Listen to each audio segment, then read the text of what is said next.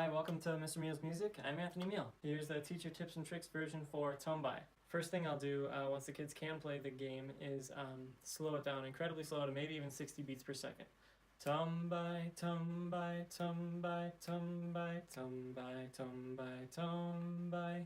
After they get through an entire song, the song slowly speeds up until eventually, maybe after the 5th or 6th time they do it, they are flying around the circle as fast as they can. It's really, really fun.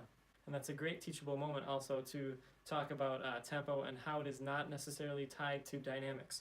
So once they start flying, really challenging them to even sing at a piano. Once they can do this, another fun challenge is to have your students audiate the song while they're doing the dance in the circle.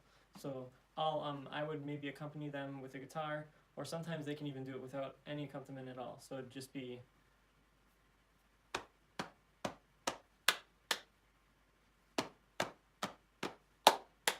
on the feet.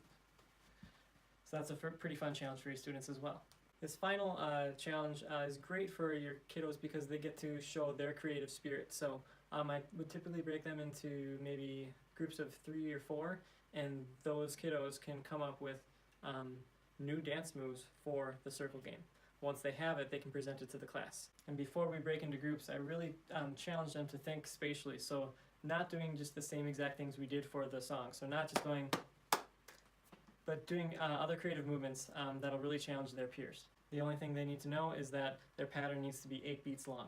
So Toembai, Toembai, Toembai, Toembai, Toembai, Toembai, Toembai, and then it would just repeat. So those are some fun ways to spice up the circle dance for Toembai. If you have any questions, comment below, and feel free to subscribe and share. Take care. Bye-bye. Toembai, Toembai, Toembai, Toembai, Toembai, Toembai, Toembai, Toembai, Toembai, Toembai, Toembai, Toembai, Toembai, Toembai.